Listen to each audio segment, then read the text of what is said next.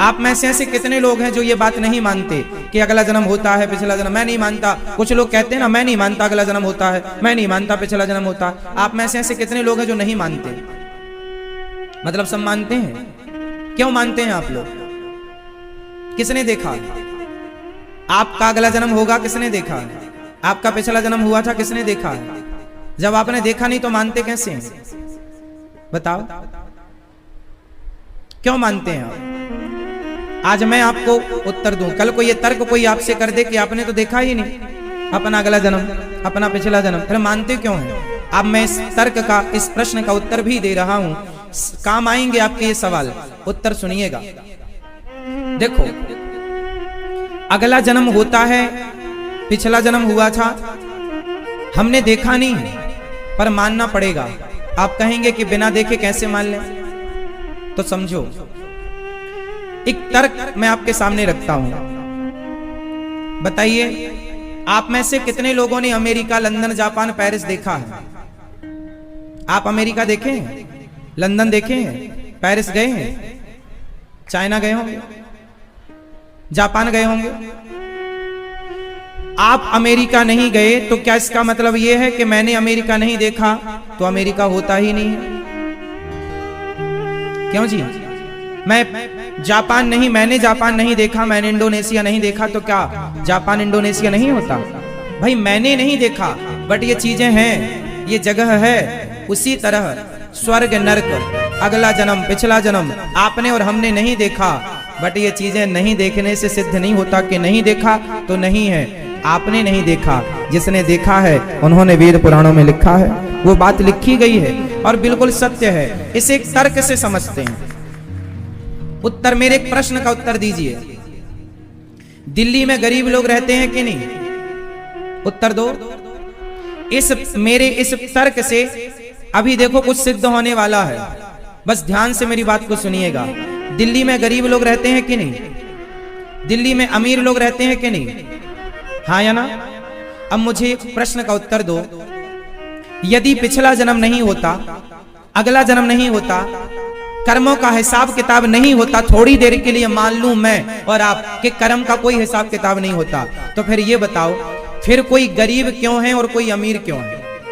फिर कोई जन्म लेते ही सोने की चम्मच में दूध पीता है जो बड़े आदमी के घर पैदा होता है, और कोई पैदा होते ही फुटपाथ पर उसे लकड़ी का झूला भी नसीब नहीं होता। माँ साड़ी एक पेड़ पर बांधती है, दूसरे पेड़ पर दूसरा छोर, और साड़ी का झूला बना के झुलाती है। कोई सोने की चम्मच में दूध पीता है तो कोई टूटी सी खटिया को तरसता है, टूटे से खिलौने को तरसता है। बताओ, यदि अगला जन्म, पिछला जन्म नहीं है, यदि पाप और पुण्य नहीं है, थोड़ी देर के लिए मान लो कि ये सब नहीं है, तो फिर कोई अमीर कोई गरीब क्यों है? सब एक क्यों नहीं होते?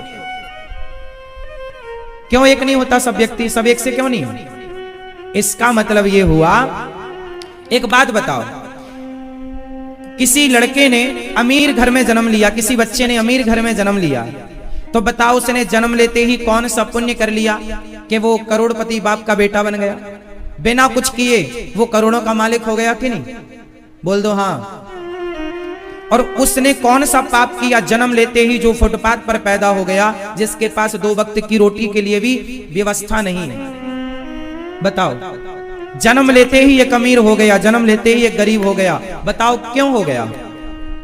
क्यों हो गया? कोई जन्म लेते ही धन्ना सेठ क्यों हो जाता है और कोई गरीब क्यों होता है? क्योंकि पिछले जन्म के हमारे पाप और पुण्य से हमें इस जन्म में अच्छा या बुरा मिलता है। कोई कहे कि मैं अगला जन्म पिछला जन्म नहीं मानता,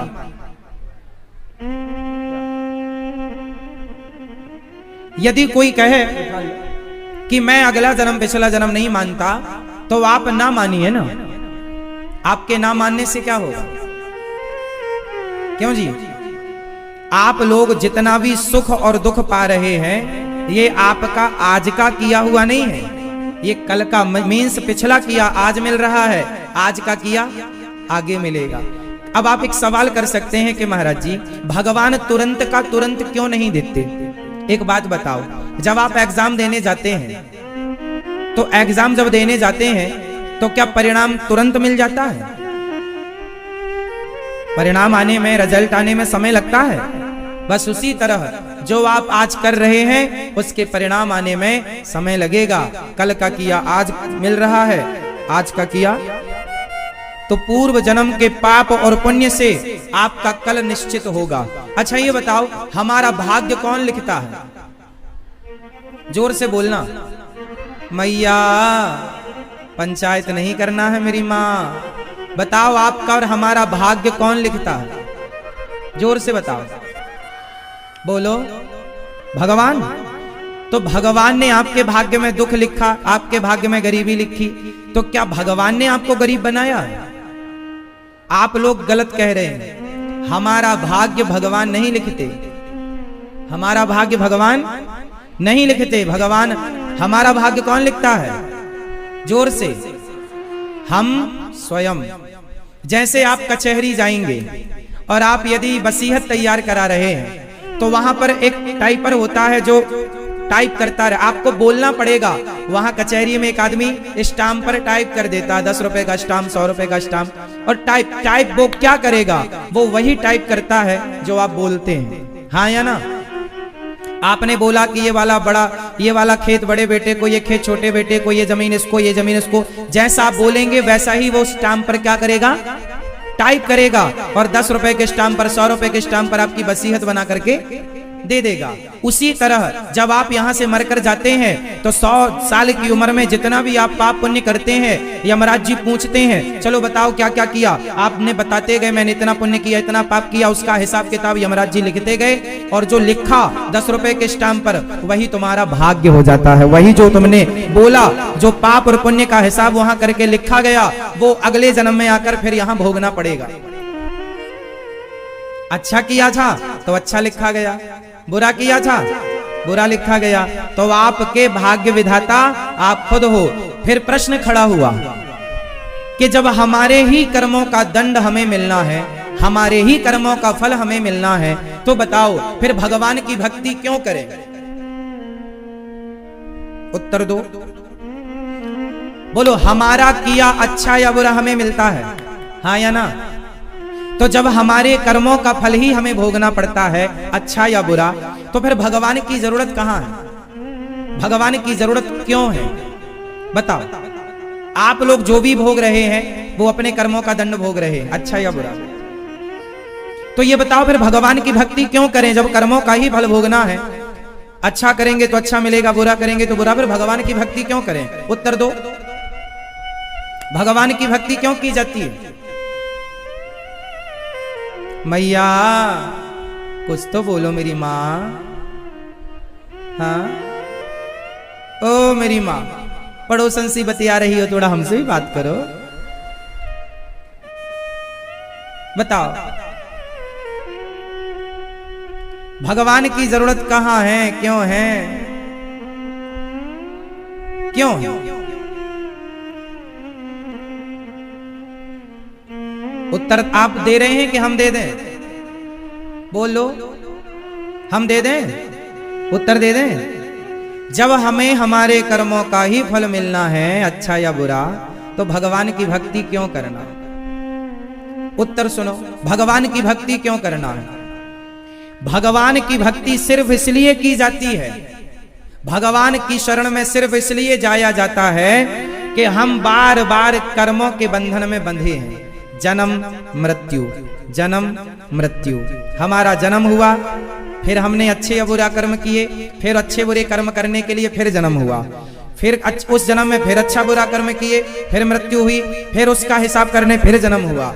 मतलब ये कर्म जो जन्म और मृत्यु के चक्कर में हम पड़े हैं, और ये जन्म और मृत्यु का चक्कर क्यों है? क्योंकि हम बार बार कर्म करते हैं। भाई आप तो कर्म करेंगे, या तो अच्छा करेंगे या तो बुरा करेंगे। अच्छा भी भोगने आना है और बुरा भी भोगने आना है। तो बार बार हमारा जन्म किसके कारण होता है? कर्मों के कारण। तो फिर भगवान की भक्ति इसलिए की जाती है कि जो भगवान की शरण में जाता है, भगवान उसे इस अच्छे और बुरे कर्म से छुड़ा करके सारे कर्म जब इंसान भगवान को समर्पित करता है तो वह हर कर्म से मुक्त होकर भगवान की शरण में चला जाता है और कर्म बंधन से मुक्त होकर उसका मोक्ष हो जाता है और वह जन्म और मृत्यु के कुचक्र से बच जाता है। पुनरपि जननम पुनरपि मरणम पुनरपि जननी जठरे शयनम भज गोविंदम गोविंदम भज मूढ़मते। तो आप में से कितने लोग जन्म और मृत्यु से बचना चाहते हैं? आप बार बार जन्म, अच्छा आप लोगों का कितनी बार जन्म हो चुका संसार में? कितनी बार? करोड़ों बार। आप इस संसार में कितनी बार आ चुके हैं? करोड़ों बार। और अभी आगे भी आप करोड़ों बार आएंगे यदि भगवान की शरण में नहीं गए। जैसे कबीरदास जी ने इस प्रसंग को कहा है, कबीर जी ने अपनी इस भाषा में कहा, चलती चक्की देख कर दिया कबीरा रोए, दो पाटन के बीच में साबुत बचा न कोई। चक्की चल रही है, जन्म और मृत्यु की चक्की, जिसमें आप और हम सब लोग पिस रहे हैं। तो चलती चक्की चलने दे, पिस पिस आटा होए। अच्छा, गेहूं जब पिसता है चक्की में तो कुछ दाने यदि एक कील के पास गिर जाएं, एक कील होती है ना उसमें चक्की में, एक कील के पास जो दाना चला जाता है ना, तो चक्की कितना भी चले वो दाना नहीं पिसता जो एक कील के पास चला जाता है। हाँ या ना? जो एक भगवान की शरण में चला जाता है वो जन्म और मृत्यु में पिसने से बच जाता है, जन्म और मृत्यु से बच जाता है। तो भागवत और भगवान आपका कितना बड़ा लाभ करने जा रहे हैं कि आपको करोड़ों जन्मों के भटकाव से आपको बचाने के लिए भागवत जी आपके शहर में आई हैं, आपके अपने घर में आई हैं। सुन लो, समझ लो और इस जन्म और मृत्यु के चक्र से सदा सदा के लिए बच जाओ, वरना क्या दुर्गति होती है। बार बार वही जन्म, बार बार वही मरण। मुक्त कब होगे? कब तक फंसे रहोगे संसार में? इस जन्म में तो चलो आपको मानव देह मिल गया है, समझ भी है, कथा भी मिल गई। मानव का शरीर पाकर भी कितने लोग उलझे पड़े हैं संसार में, उन्हें पता ही नहीं कि हमें मानव का चोला क्यों मिला। अच्छा आप बताओ, आपको ये मनुष्य का शरीर क्यों मिला है? किस काम के लिए मिला है? जरा उत्तर दो।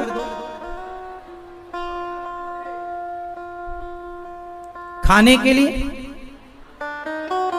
तो तब तो कुत्ता भी खा रहा है पेट भर। सोने के लिए?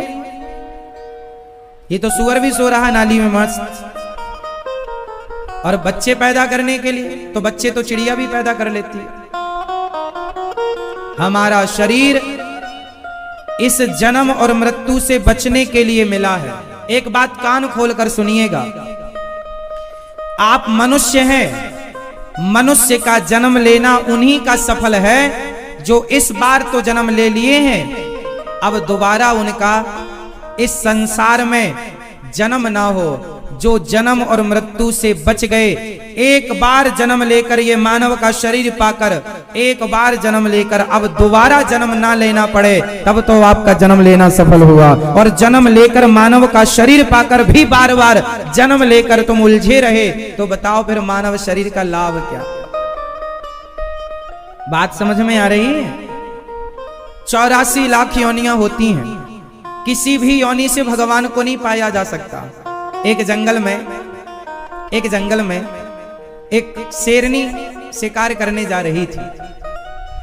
शेरनी शिकार करने जा रही थी तो उसने देखा कि एक गीदड़ का बच्चा अपनी मरी हुई मां के पास बैठा रो रहा था। तो शेरनी ने गीदड़ से पूछा, क्यों रो रहा है? गीदड़ के बच्चे ने कहा, मेरी मां जन्म देते ही मर गई, अब मुझे दूध कौन पिलाएगा, मेरा पालन कौन करेगा। शेरनी को दया आई और शेरनी उस गीदड़ के बच्चे को अपने पास ले आई। अपना दूध पिलाकर शेरनी ने उस गीदड़ के बच्चे को पाल पोस कर बड़ा किया। शेरनी का भी एक शावक था, एक बच्चा था। दोनों भाई की तरह बड़े हुए, एक ही माँ का दूध दोनों पिए। एक दिन शेर उस शेरनी की कुटिया में, शेरनी की गुफा में हाथी ने अटैक कर दिया। तो शेरनी ने अपने बेटे से कहा, उसका बेटा बड़ा हो गया था, शेर हो गया था, तो माँ ने बेटे से कहा जाओ हाथी को जरा यहां से भगाओ। तो गीदड़ का बच्चा बोला माँ मुझे आज्ञा दो, मैं जाऊंगा और हाथी को मारूंगा। शेरनी ने समझाया बेटा ये हाथी तेरे बस का नहीं है। गीदड़ का बच्चा बोला क्यों नहीं है, मैंने भी तो तेरा दूध पिया है माँ, मैं जाऊंगा। बहुत समझाया शेरनी ने नहीं माना। गीदड़ गया और हाथी से उलझ गया। हाथी ने सूंड में दबाया और दबा के घुमा के जो पटका 2-4 हड्डियां टूट गई। लंगड़ाता हुआ गीदड़ आया। शेर ने बहुत हंसी उड़ाई, मना किया था नहीं माना, पिट के आ गया। तो गीदड़ ने रोते हुए माँ से कहा माँ भैया ने तो हाथी को परास्त कर दिया, भगा दिया, मैं क्यों नहीं परास्त कर पाया माँ। तब शेरनी ने बड़ा प्यारा जवाब दिया। शेरनी ने कहा बेटा हाथी का शिकार केवल शेर कर सकता है, गीदड़ कभी नहीं कर सकता। तो गीदड़ के बच्चे ने कहा माँ मैं भी तो आपका दूध पिया हूं, मैं भी तो तुम्हारा बेटा हूं। शेरनी ने कहा बेटा तुमने दूध भले मेरा पिया है, तुम भले मेरे पुत्र हो, मैंने तुम्हें अपना पुत्र माना है, पर तुम हो गीदड़ की औलाद। और आज तक के इतिहास में किसी गीदड़ ने हाथी का शिकार नहीं किया। हाथी का शिकार किसी ने किया है, केवल शेर ने हाथी का शिकार किया, गीदड़ के बस का नहीं है। जैसे हाथी का शिकार गीदड़ नहीं कर सकता, उसी प्रकार 84 लाख योनियों में केवल मानव का शरीर ऐसा है जिस मानव के शरीर से भगवान को पाया जा सकता है। भगवान का शिकार इस शरीर से किया जा सकता है। 84 लाख कुत्ता बिल्ली इत्यादि शरीर से भगवान को नहीं पाया जा सकता। ये मानव का शरीर भगवान को पाने के लिए मिला है। इस शरीर से ना पाए तो फिर जो शरीर तुम्हें मिलेंगे उस शरीर से संभव ही नहीं। कुत्ता के शरीर से कहां ईश्वर को पाना संभव है, बिल्ली के शरीर से कहां भगवान को पाना संभव है, शेर हाथी मक्खी मच्छर कहां इन शरीरों से ईश्वर को पाना। इसलिए बड़े भाग्य मानुष तन पावा, सुर दुर्लभ सदग्रंथ निगावा। बड़े भाग्यशाली हैं आप लोग कि आप लोगों को ईश्वर ने यह मानव का चोला दिया है। इस मानव के तन से उस परमपिता परमात्मा को प्राप्त कर लिया जाए, जिसको पाने के लिए यह शरीर हमें विधाता ने दे रखा है। तो मानव शरीर की सार्थकता क्या है? भगवान को पाना। इस बार मेरा जन्म हो गया है, अगली बार जन्म ना हो तब तो ये जन्म सफल हुआ, और अगली बार फिर मैं यदि कुछ बनकर आ गया तब तो मैं बर्बाद चला गया, ये शरीर, ये जीवन, ये सांसें। इसलिए मेरी माँ हमें कर्मों का दंड मिलता है, और कर्मों के दंड को समाप्त करना हो तो सन्मुख हो ही जीव मोहि जबहि, जो भगवान के सन्मुख आ जाता है। इसलिए भगवान से कहो हे नाथ मैं आपको कभी भूलूं नहीं। अपने आप को जो समर्पित कर देता है भगवान में, वो कर्मों के बंधन से मुक्त हो जाता है। आपको बंधन में किसने डाल रखा है? जोर से जोर से, आपको बंधन में किसने डाल रखा है? जोर से, आपके कर्मों ने। आप इस संसार में कर्म तो करेंगे ही करेंगे, बिना कर्म किए तो आप रह ही नहीं सकते।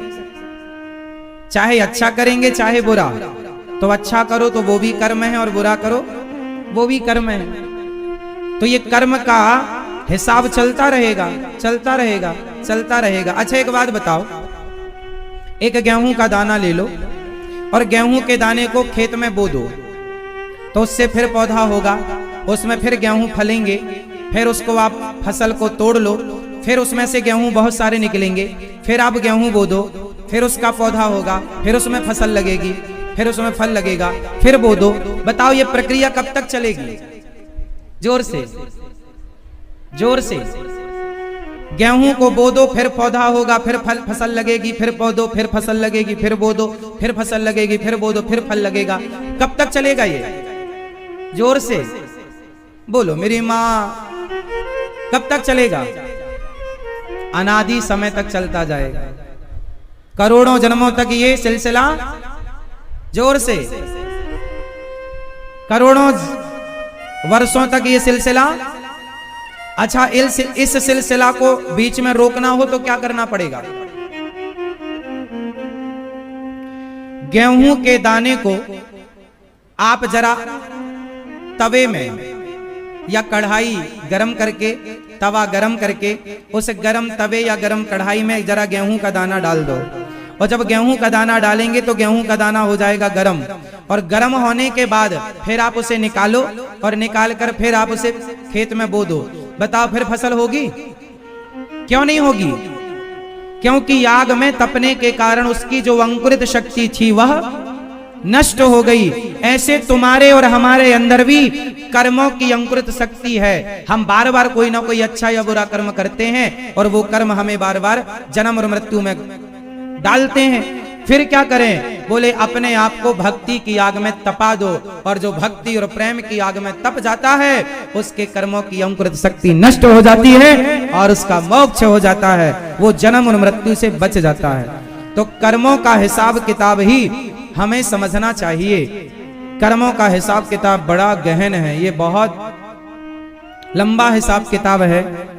समझ में आपको आ गया होगा, पता नहीं कितना आया कितना नहीं आया।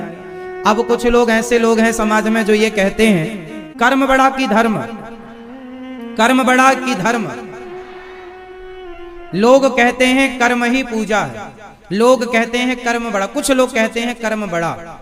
ये बात वही लोग कहते हैं जिनको ज्ञान तो है पर अधूरा ज्ञान है। कर्म बड़ा है कैसे?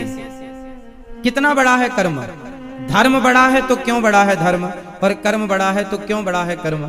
आइए जरा इसे 5 मिनट के समय में इस बात को समझेंगे। छोटे छोटे ये सब्जेक्ट हैं पर आपके जीवन से जुड़े हैं, इसलिए मैं चर्चा करता हूं। ये समझ में आना जरूरी है। कौन कौन समझना चाहेगा कर्म और धर्म की दूरी को? सब लोग तो ध्यान से सुनो। कर्म, इस संसार में हम जो कर रहे हैं वो सब कर्म है। आप दूध पी रहे हैं तो क्या कर रहे हैं? आप कपड़े पहन रहे हैं, क्या कर रहे हैं? आप गाड़ी चला रहे हैं, क्या कर रहे हैं? कर्म। आप चल रहे हैं, क्या कर रहे हैं? आप कथा सुन रहे हैं, क्या कर रहे हैं? ये कर्म हो रहा है। चलो, कोई आदमी शराब पी रहा है तो क्या हो रहा है? कर्म। कोई जुआ खेल रहा है, क्या हो रहा है? कर्म। कोई भगवान का प्रसाद खा रहा है, क्या हो रहा है? कोई मांस खा रहा है, क्या हो रहा है? कोई गाय को काट रहा है तो वो गाय को काटने का कर्म कर रहा है। कोई गाय को चारा खिला रहा है तो वो चारा खिलाने का, मतलब जो हो रहा है सब कर्म है। हाँ या ना? कसाई काट रहा है बकरे को या गाय को, क्या कर रहा है? वो अपना। तो आप कहते हैं कर्म बड़ा है, तो साहब कर्म तो सब है। माँ की कोई आरती उतार रहा हो वो भी कर्म है, और माँ को कोई गालियां दे रहा है तो वह भी तो कर्म है। सब कुछ कर्म होता है।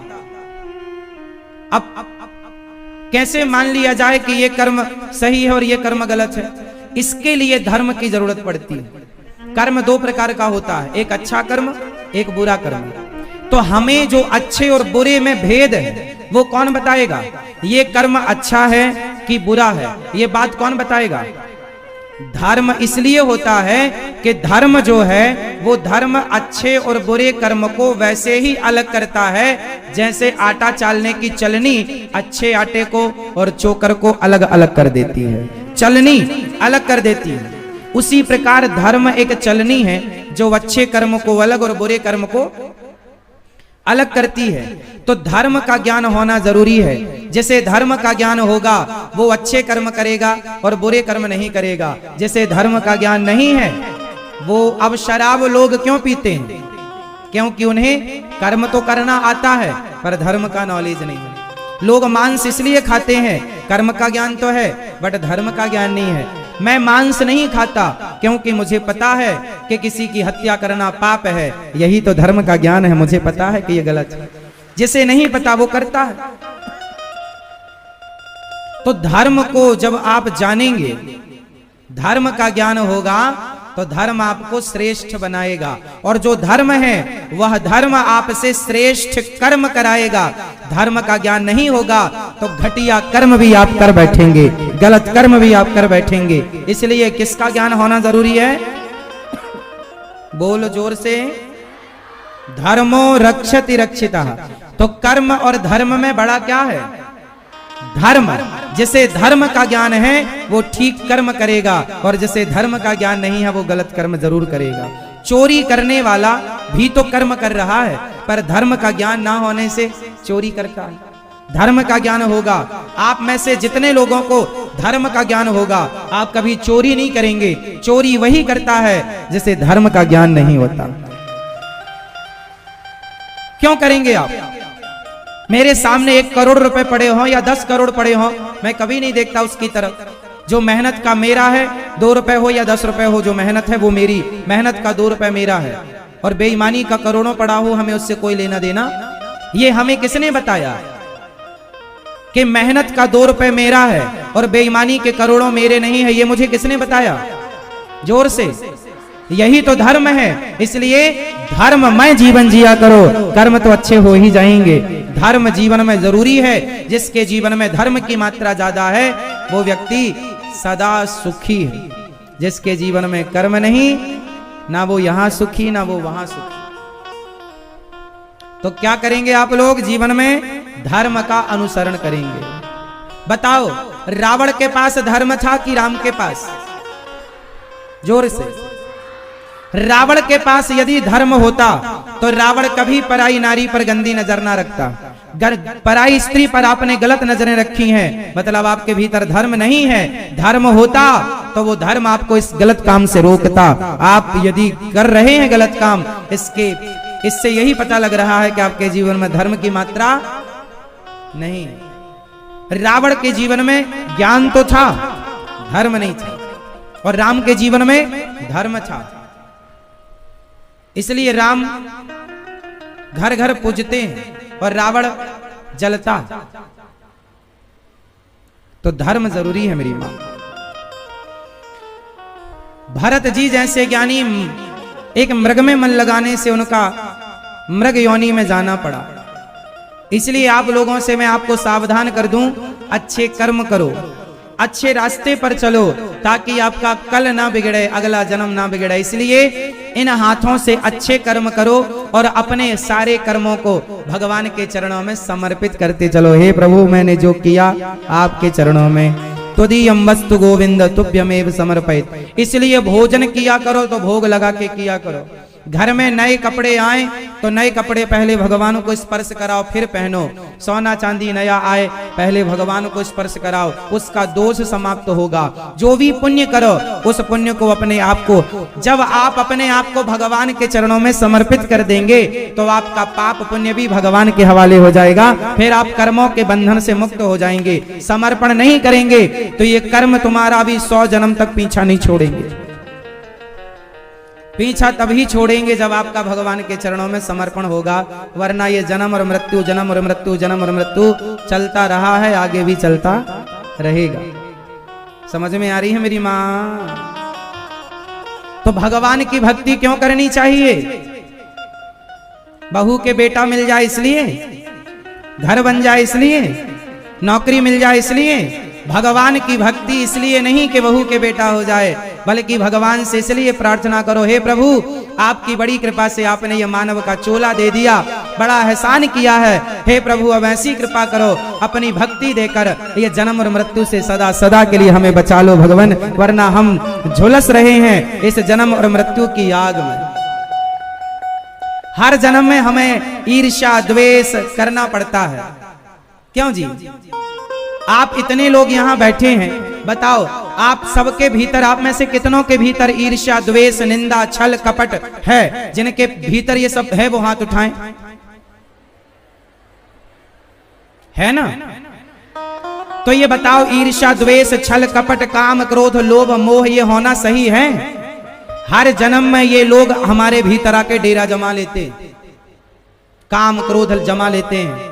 काम तो सबके भीतर रहता है, चाहे कुत्ता हो बिल्ली हो, हाँ या ना? क्रोध सबके भीतर होता, कुत्ते को भी गुस्सा आता है तब तो भौंकता है, बंदर भी गुस्से में तुम्हारी तरफ झपटता है। तो ये काम क्रोध लोभ मोह ना सबके जीवन में रहते हैं, छोड़ते नहीं है ये किसी को। कितने जन्मों से हमारे जीवन में ये आ आकर के बैठ जाते हैं, भगवान से अब कहो हे प्रभु अब अपनी भक्ति देकर हमें सदा के लिए अपना बना लो। और जो भगवान के हो गए, मोक्ष के रास्ते पर चल पड़े, भगवान से प्रेम जो कर लेता है, फिर ये काम क्रोध लोभ मोह सदा सदा के लिए उसे छोड़कर चले जाते हैं और वह आनंद में अपना जीवन व्यतीत करता है। जब तक आपके भीतर काम क्रोध लोभ मोह होगा, आपके जीवन में सुख नहीं हो सकता। ये लोग आपको नचाते हैं। कौन लोग आपको नचाते हैं? काम क्रोध लोभ मोह अभिमान, ये आपको कठपुतली की तरह नचा रहे हैं और आप नाच रहे हैं। कब तक नाचोगे? कितना नाचोगे? जब तक अक्कल नहीं थी तो नाच रहे थे, अब तो अक्कल दे रहा हूं, अब तो समझ जाओ, अब तो भगवान की शरण में आ जाओ। कितने जन्मों से तुम्हारे साथ ये चल रहा है तुम्हें पता ही नहीं, और तुम बहू के बेटा मांगने बैठ गई भगवान से, हे भगवान बहू के बेटा हो जाए। क्या मांगना चाहिए तुम्हें, ये भी तो अक्कल नहीं है। कचरा मांगती हो तुम भगवान से। भगवान से क्या मांगना है ये भी लोगों को ज्ञान नहीं है। भगवान से कहो हे प्रभु अपनी भक्ति दे दीजिए, हे प्रभु हमारे मन से सारा काम क्रोध लोभ मोह संसार की जो ममता है, हे प्रभु वो सारी ममता खत्म हो जाए, केवल आपका स्मरण रहे और किसी का स्मरण ना रहे। हे श्याम सुंदर मैं आपके सिवा किसी को ना चाहूं, हे प्रभु मेरे भीतर से आपके अतिरिक्त किसी का सपने में किसी की याद ना आए, किसी का स्मरण ना हो। ऐसी प्रार्थना भगवान से करनी चाहिए। और भरत जी मृग में मन लगाए, मृग बनना पड़ा। आगे राजा रहुगण को उन्होंने उपदेश दिया और उनकी परम गति हुई। अच्छा, जन्म और मृत्यु से बचना हो तो एक सरल उपाय है, मैं आपको बता सकता हूं यदि आप आज्ञा करें तो। किस किस को बताऊं? सुनो, अजामिल नाम के एक पंडित जी थे। उन्होंने अपनी पत्नी को छोड़कर एक वैश्या से मन लगाया। वैश्या में दिल आ गया उनका, बड़ी सुंदर थी एक महिला, वो पेशे से वैश्या थी। पर अजामिल को तो अच्छी लगी तो प्रस्ताव रखा कि हम तुमसे विवाह करना चाहते हैं। वैश्या को भी सहारे की जरूरत थी, उसने कह दिया ठीक है।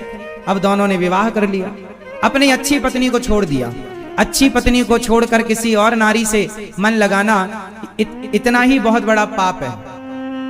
जो पुरुष अपनी पत्नी को धोखा देकर अपनी पत्नी को छोड़कर अन्य स्त्री में मन लगाता है, वह पति घोर नरक जाता है, बहुत बड़ा पाप होता है। और जो स्त्री अपने पति को छोड़कर धोखा देकर पराए मर्द से मन लगाती है, वह स्त्री भी घोर नरकगामी बनती है, घोर नरक जाती है।